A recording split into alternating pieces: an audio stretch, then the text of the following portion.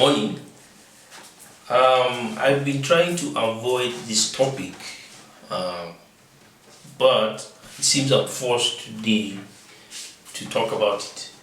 Okay, vis-a-vis the issues that have come up, there are some issues you can't just push under the carpet because they will actually come up. And this is what has really I've been waiting for, actually, because you can't pronounce anything until it shows itself. And one of the things we saw about 8 years ago, and we suspected, I've been talking about it here in my ministry, Christ Bible Mission, and I have refused to really put any specific tags on anything, but I have held very strong convictions about what I was seeing. And today I'm going to be talking a little bit about it, trying to avoid presumption, being presumptive or assuming anything, but having facts. And of course, I know I talked about Nostradamus the other time, and I was able to mention one or two things. And those of you who watched that episode must have been able to make one or two conclusions of your own on that. But certain things have happened, and I want to talk about that. Okay, so the topic for today is very clear. Elon Musk and Trump. Okay, what role do they play today and in prophecy? A lot of people, of course, raise there have been prophecies over the decades about what role America is going to play in the last days in the Christian arena, especially among the Pentecostals and some evangelicals. Of course, Catholics don't bother themselves with some of those things, okay? Because of the long history of Catholics, they rather prefer to focus on the daily issues of how we relate to God, rather than political issues. The reason why evangelicals and Pentecostals may focus on political issues is because they seem to be the victims of whatever bad policies that have been taking place within the Catholic Church. And so they are more concerned about those issues because it affects them directly, okay? So this is the issue. And today, the most glaring issue that has come up is the stiff between Elon Musk and Trump. Before that, of course, the emergence of Donald Trump himself was an issue, okay? People have been wondering, who is this guy? Before him, there was Obama. And Obama was one that really shook the whole international community, especially those who were really curious about the last days and what role such a leader like Obama would have accomplished. And of course, many people said what they wanted to say. There were many hush-hush voices saying one or two things, and nobody came out to say anything. But Obama is one of those figures that came up, and now it is Trump, okay? And of course, most recently, Elon Musk. And of course, we are going to go into these things and look into them one by one. Many people may agree or disagree, but this is the way I see it, okay? So I'm going to be talking about this after this short break. Discover a transformative journey into the kingdom of heaven. Following the initial publication, the author dives deeper with two insightful follow-up books. Ever felt disconnected from God even in worship? Explore how God's unconventional ways can transform your life. How can you align with divine plans, avoiding distractions? Find answers in The Kingdom of Heaven on Earth and The 3, Illuminating Christian Truths and Prophetic Practices. Unlock profound insights guiding you toward a deeper connection with God. Don't miss out. Dive into this enlightening exploration today. Click the link on the caption to get your copy.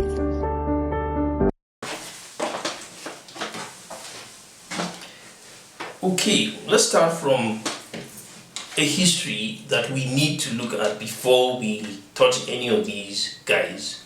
I've mentioned them. I've talked about Obama, I've talked about Trump, I've talked about Elon Musk, okay? But today we're focusing on Elon Musk. But let us go back to the Obama period, okay? Now we can really get some of the history that led up to this time. Alright? So an issue actually happened. And what happened was that civilization matured. It's just that, okay? It's just that civilization matured. Don't look at it any way but civilization. I grew up in the 80s and I know what was happening in the 80s. Okay, the 80s were a time when people were really optimistic. People who were older, born in the 70s, also shared that kind of optimism, okay? The Generation X. I am at the very fringe of the Generation X, okay?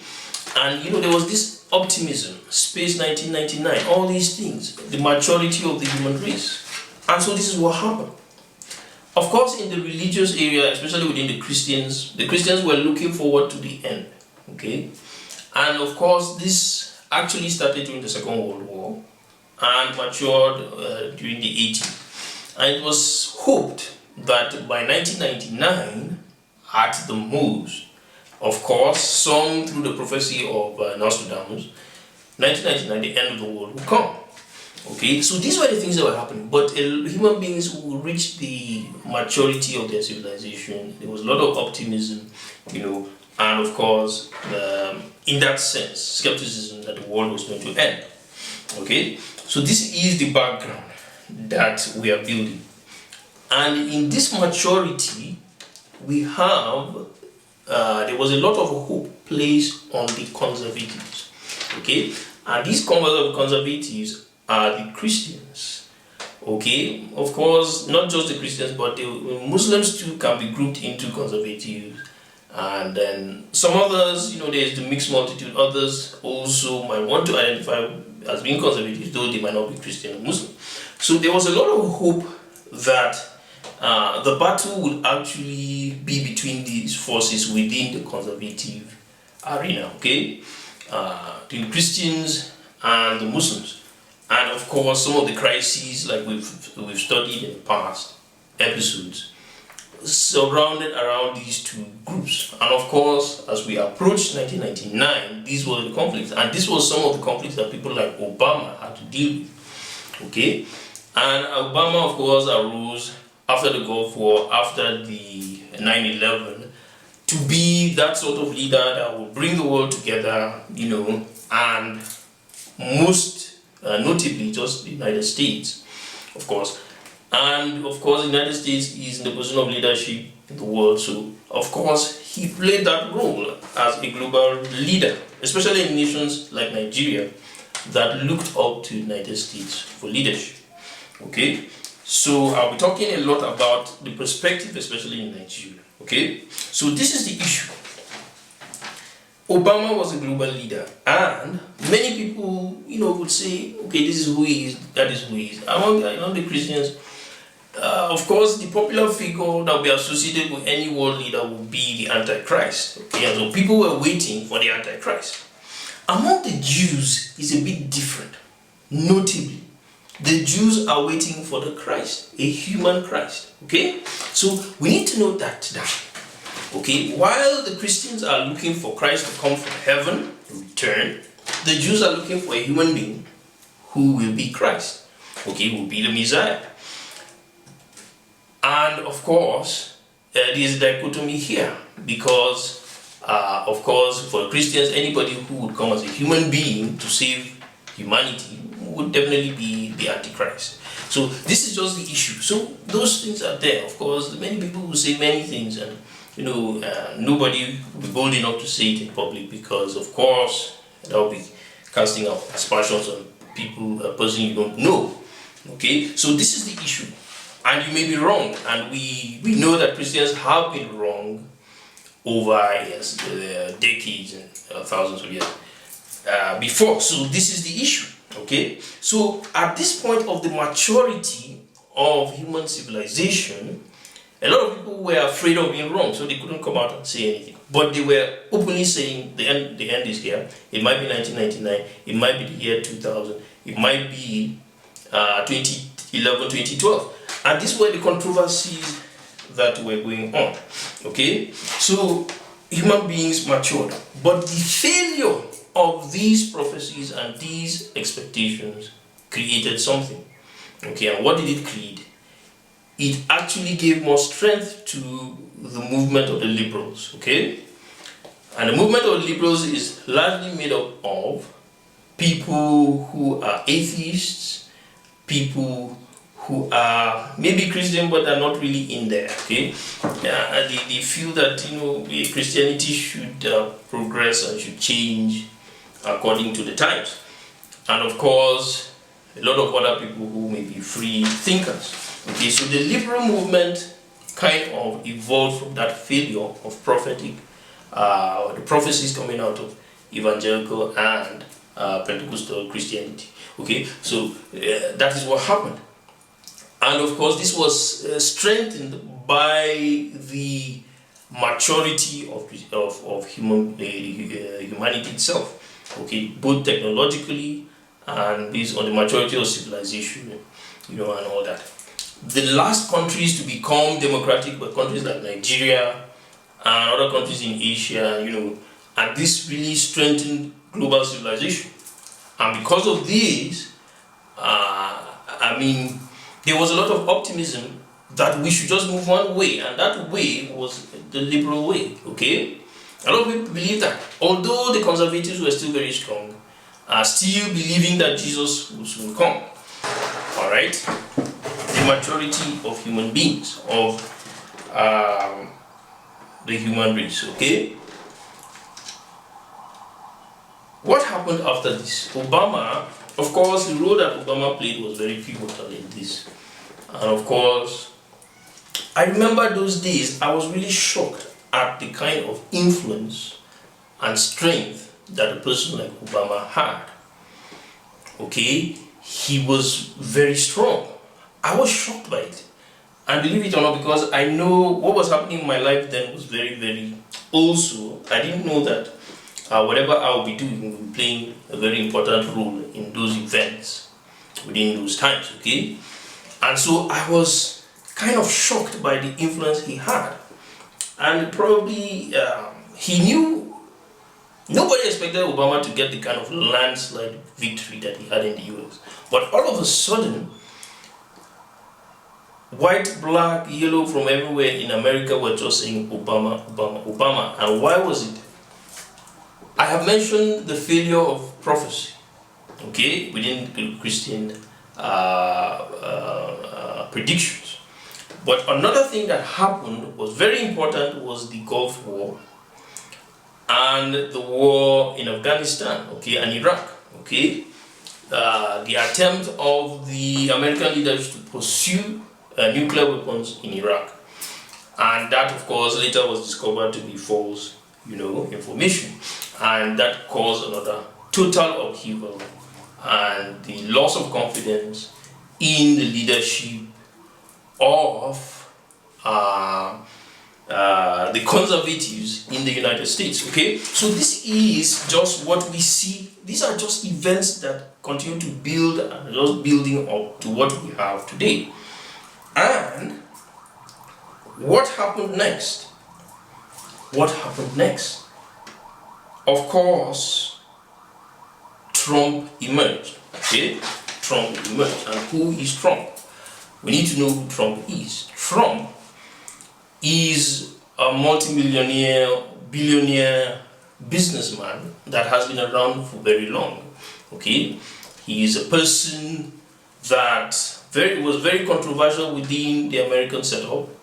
Okay, an inheritor of his father's businesses very successfully, and one of those controversial guys that would fall today and tomorrow you think he's done and finished and he will rise up again.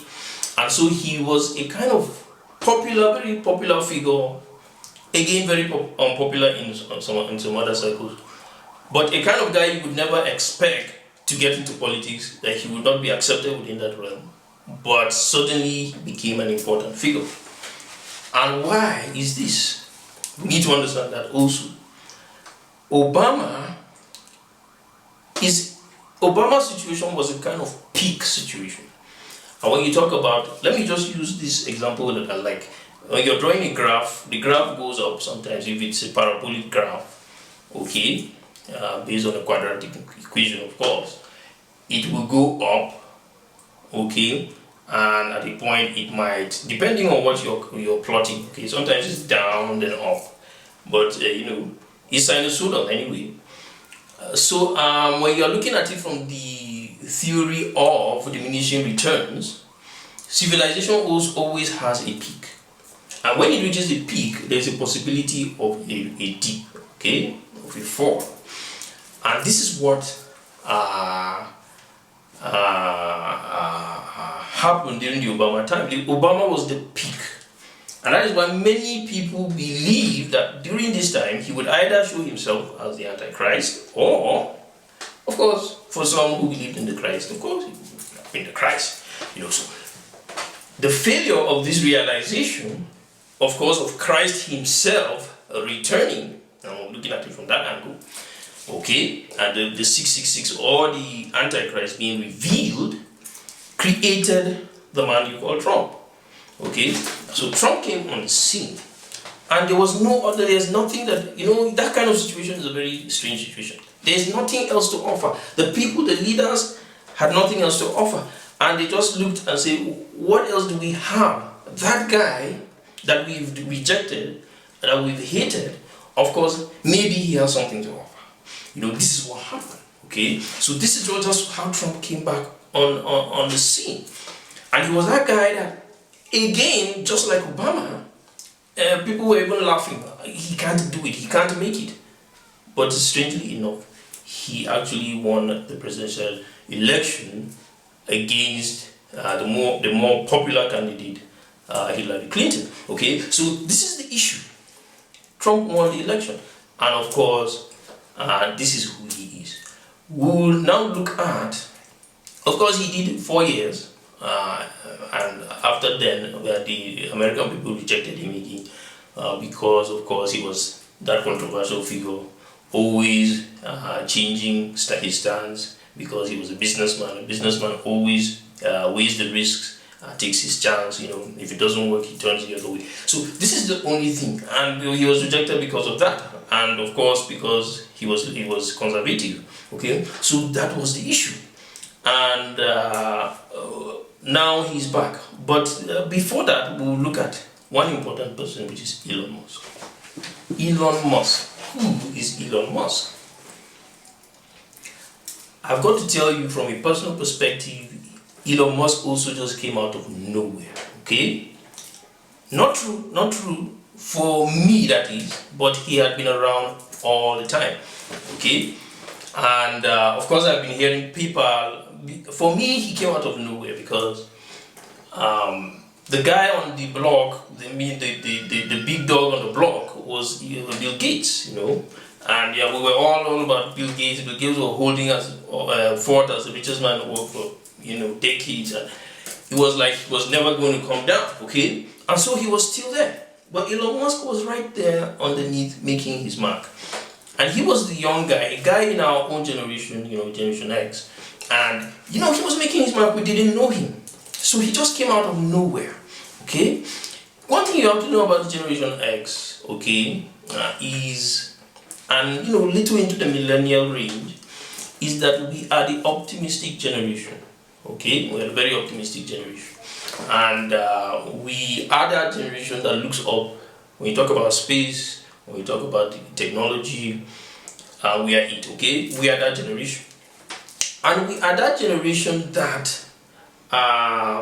for us anyway, other generations must have experienced the same thing, but for us, we tended to be in the eye of the storm because we tended to be too optimistic about technology, about new things, change, okay? We tend to be too optimistic, and that, caused a lot of problems for us, okay?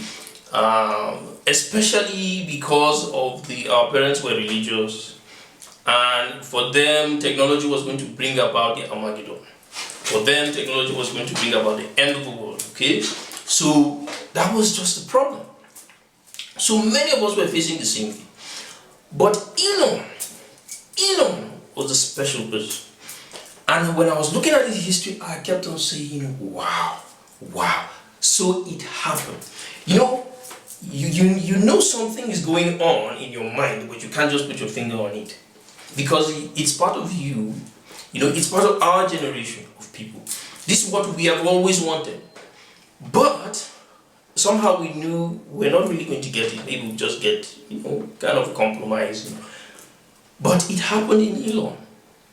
Now, the strange thing, most Americans, European children grow up in a society that's liberal, that gives them, affords them all they need and want in terms of education, in terms of the resources and the infrastructure they need to do what they do. And many of them do it, you know.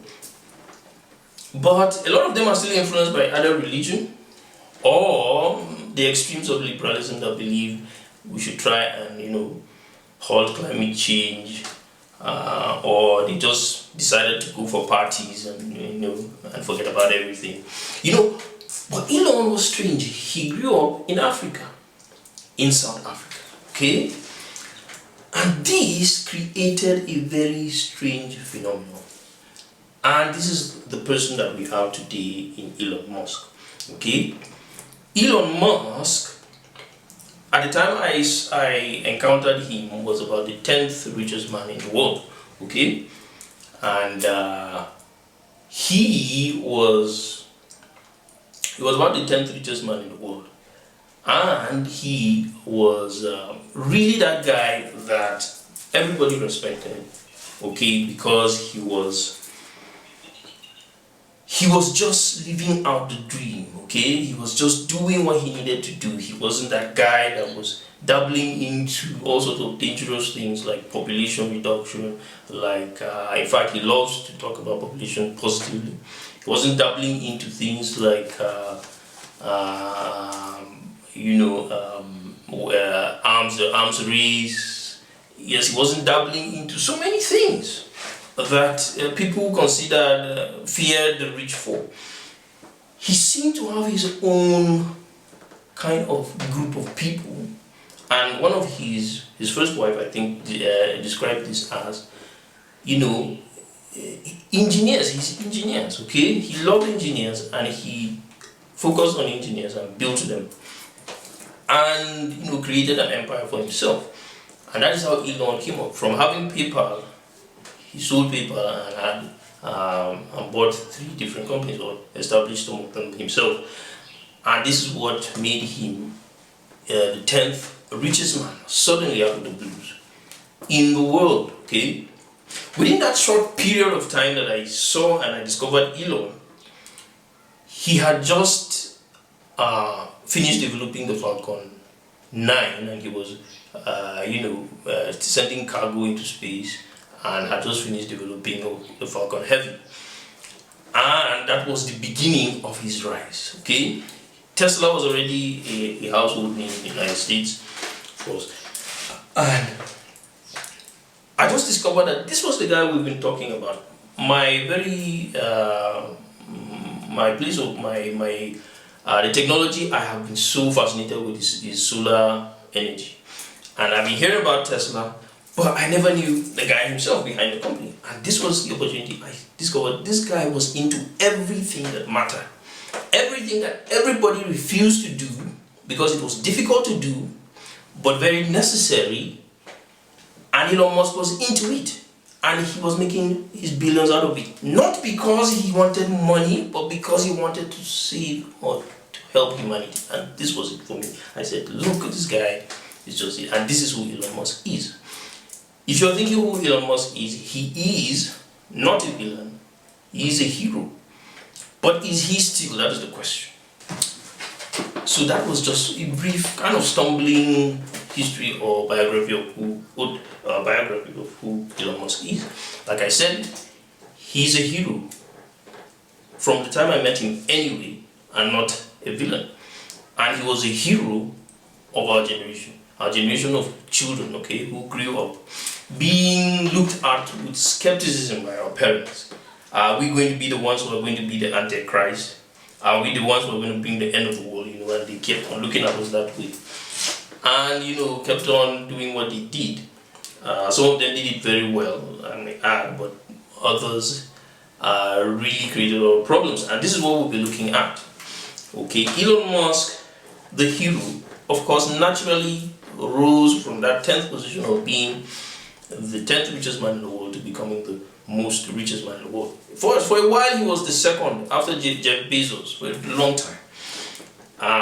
Before he shot off over him, and that was all. Okay, nobody could stop him because he was doing all the things nobody could do. Okay, very well, I might add. And this is who Elon Musk is. And forget everything you're hearing today. That is Elon Musk. And the Elon Musk I see today, for me, is not the Elon Musk I would have wanted to see. And I thought and that's what made me fascinated with him. I thought, look, he just had everything figured out, and it was strange. He had too much figured out.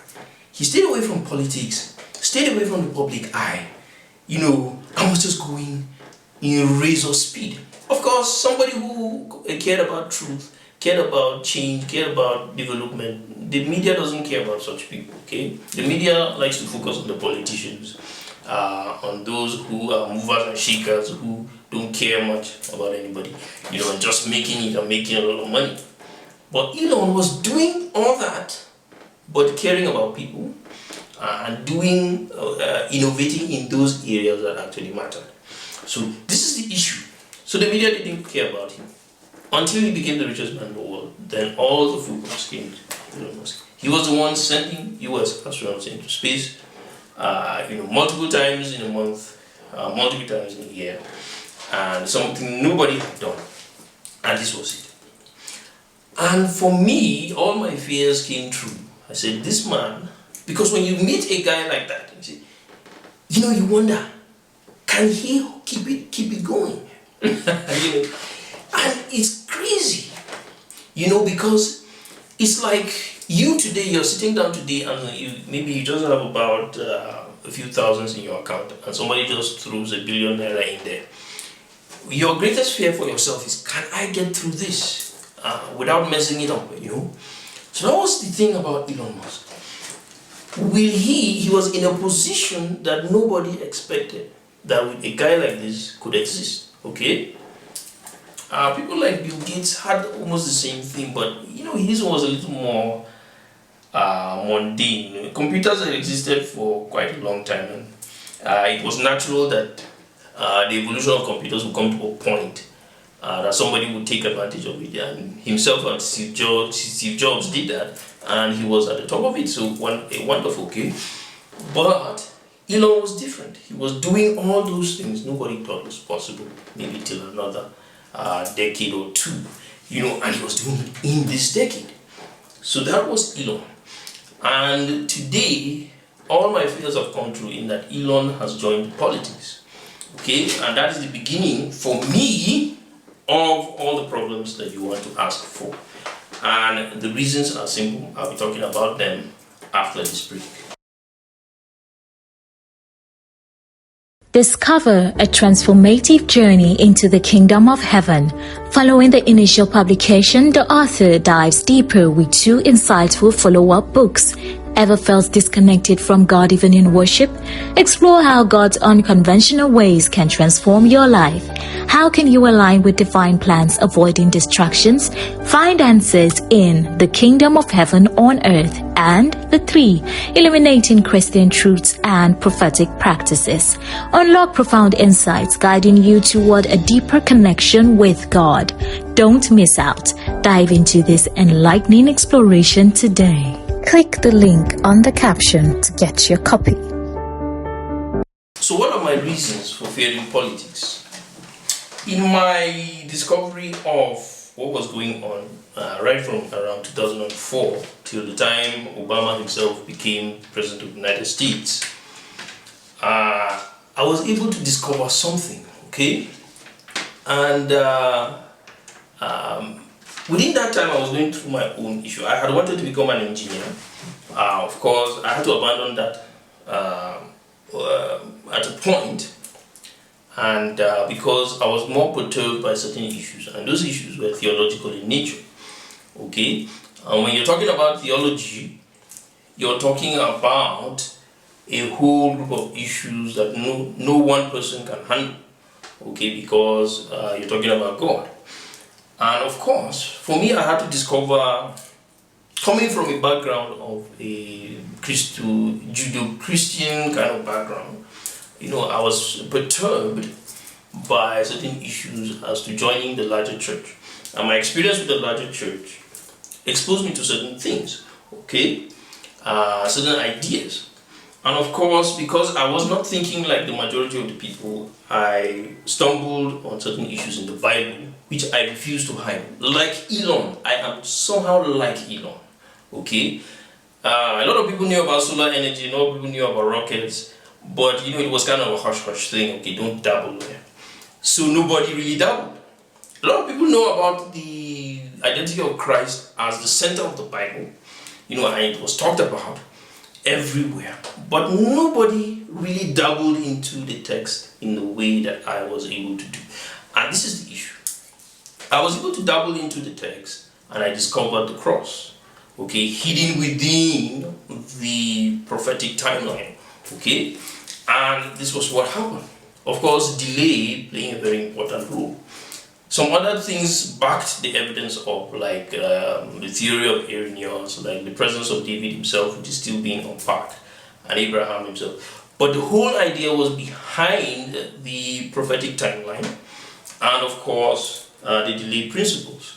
Okay, and so I discovered a cross. Now, the problem with that discovery was very, very important, and at first very difficult for me, because I discovered a church that was not ready for what I had to offer, okay? A church that seemingly, in my view, had actually compromised with a lot of things and was afraid to look the truth in the eye, okay? And in that sense, was into a lot of things, mixed into a lot of politics, a lot of problems of identity, conflict between the different denominations that made them kind of immunized against some forms of truth, And so this is what I discovered. And because of this, I saw myself a lot like Elon. And I saw, for me, Elon was the accomplishment I could never get trying to be an engineer. And of course, yes, the theological one, that was my destiny. I had to accept that. But Elon was able to achieve what I could never be as an engineer. Okay, so this is the issue. Of course, Elon is far older than I am. So, of course, but within the Generation X kind of thing, yeah, he did all that. So I was able to appreciate this. And in my research of Elon, I discovered that there was a greater picture, and that picture actually was human destiny, okay?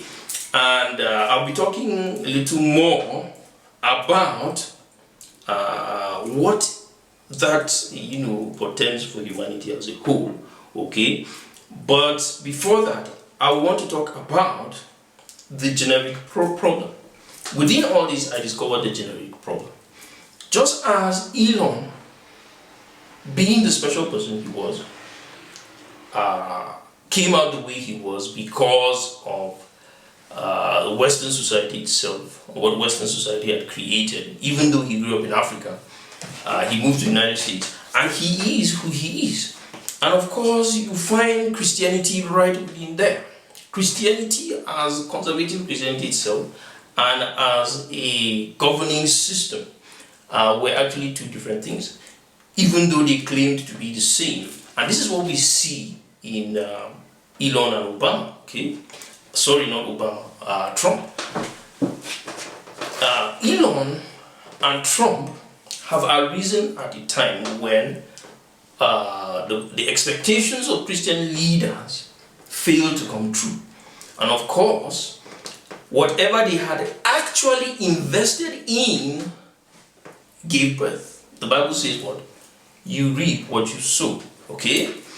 The failure of the coming of the prophecies was just actually a sign that the leaders of the church in general, had not really planted what they wanted to see. And what they actually planted grew, manifested. And this is what we see in Elon and Trump. Okay? Trump, the business guy, who talks a lot about Christianity, but sees himself really not as that kind of very, very deep Christian. Okay? Now, a lot of people complain, why didn't he put his hand on the Bible when he was being sworn in? And that's one of the things we are still trying to unpack. Okay? Elon Musk, again, at the time, he was the 10th richest man in the world. He was an atheist. Okay? One that you could mistake for a Christian. Actually, there are very few atheists that you can mistake as Christians because they stand out. Atheists stand out. But Elon Musk, you could mistake for a Christian because he had all the values that Christians had. A true Christian would have. Okay? But he was an atheist. Okay? Except he decided to show you some parts of his life. You would think he was a Christian. Okay? So this is the problem. So this is what happened, okay? So the generic problem is what actually manifested. And that generic problem is the problem I've been writing about in 2 different papers just this past 2 weeks. And it's about the failure to pass down what God has given the people to their children. This is a very, very powerful tenet within the Shema, the Jewish Shema. And it is also very powerful within Christianity. But for generations, Christians have struggled with this. The Israelites struggled with it through Eli, through Samuel, and through David. Okay? And the same thing is happening in Christianity today. There's that generational problem, difficulty of the elders to pass on what they have to their children. Okay? So this is the problem, and we've been facing in Christianity, and this is what has created what we have today. In these 2 powerful guys who have taken the side of Christianity, but seem not to be able, or are facing some of the first conflicts in trying to assert that position. As I said, I was very scared for Elon because I felt that God had a plan for this man. That was my personal view. But I didn't know what he was supposed to be, okay? Who he was going to be. Some of his followers publicly said, this is the Messiah. They had the pop culture. Most of his followers are into this pop culture. And they like, this is the Messiah. But I was one of those who said, look, no, don't do that. You're drawing the man into a trap. And it's a trap that has been set for generations and generations. And instead of being the Messiah, he's going to be called the Antichrist. Just like Obama, okay? So don't do that. Don't pull him into that. I was one of very vocal, but they don't listen.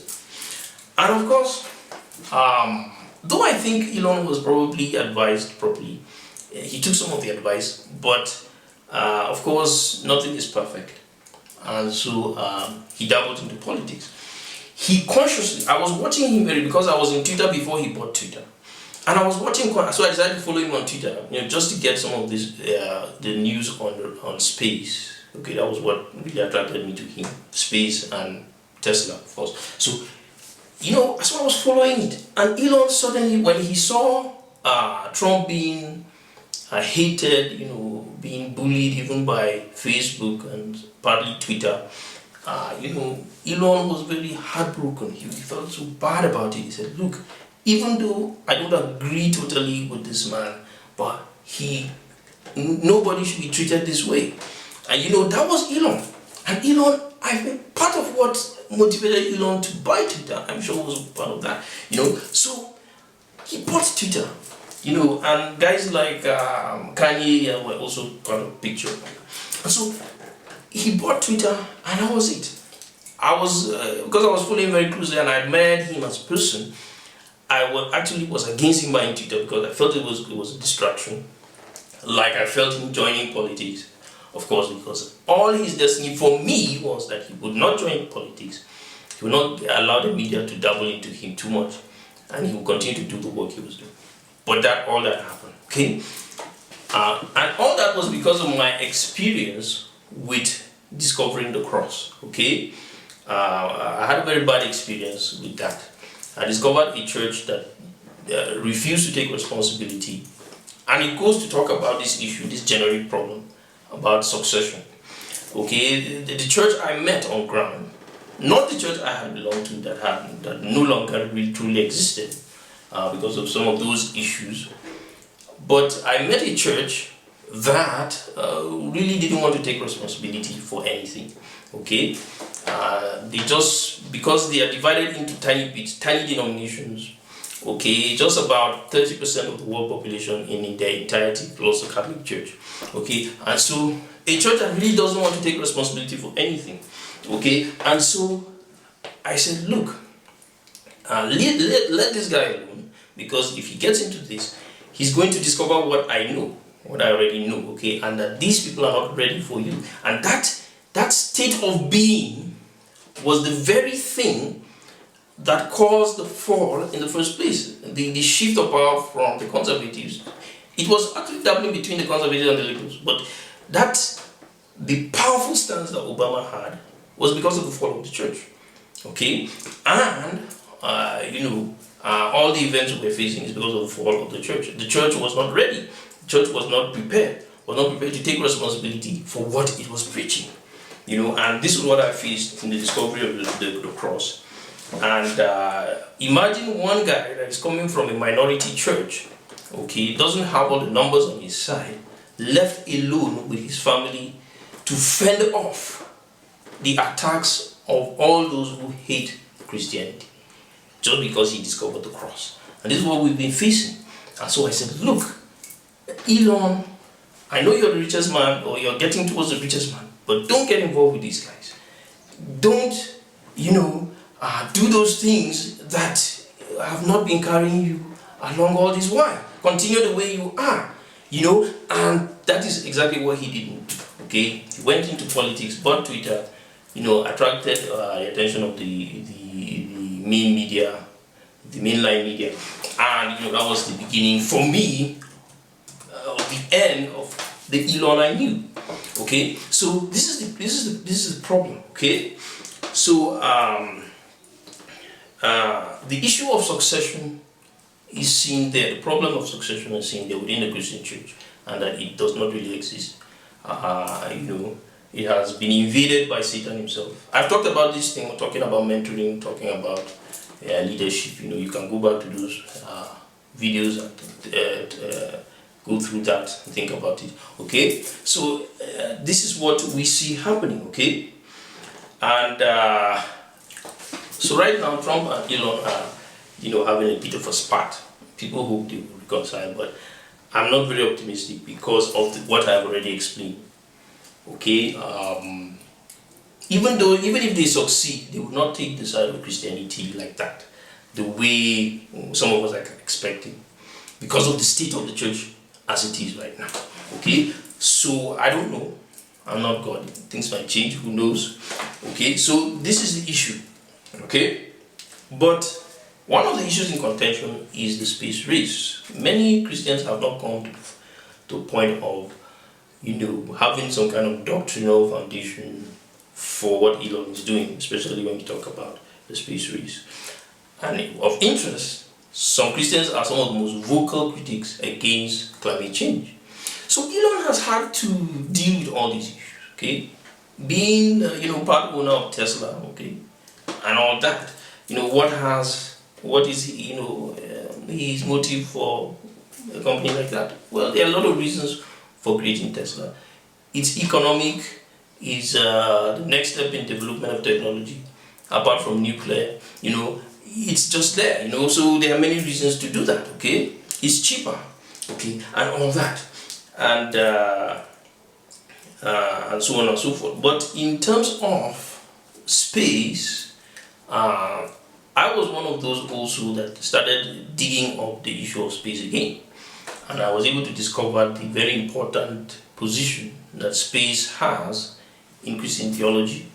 and often not also looked at. Okay, those areas that people just skip in the Bible. It's not important because it doesn't have any mystic importance, you know. So this is the problem. So if you go to some of my videos, you still see a lot of that. Okay, about space, and you know, and in fact, when you look into that, you will see the very dicey position that Elon is in. Okay, now what his relationship with Trump is supposed to, what we felt he was trying to do, or the two of them were trying to do, was to bring that partnership of church and state, the state and private business together to strengthen that foundation of the United States as being a leader, world leader, and to push forward, you know, advancement in those areas. But of course, maybe some of the things that are playing the negative role, maybe might just be personal issues, but may also be those influences from the church. I do not know, okay? Because they are skeptical, thinking, is Elon the Antichrist? You know, some people might want to say that, you know, and you know, everything, you know, is fearful of him. So those are some of the issues that I was afraid of, and I know that maybe playing a role out there, okay? And I must say, I'm still scared for Elon, because if he decides to push this issue further, he might get entangled, you know, in things and might play negative roles, you know, because you never know what might happen. And so for me, it was better for him to stay away from politics and just do his, you know, his business and go to space, and you know, that would be wonderful, you know. And so that is my view. But Elon has a mind of his own. Okay, so this is the issue. The question on all your lips. What then? I've talked about Elon, Obama, talked about Musk, Trump.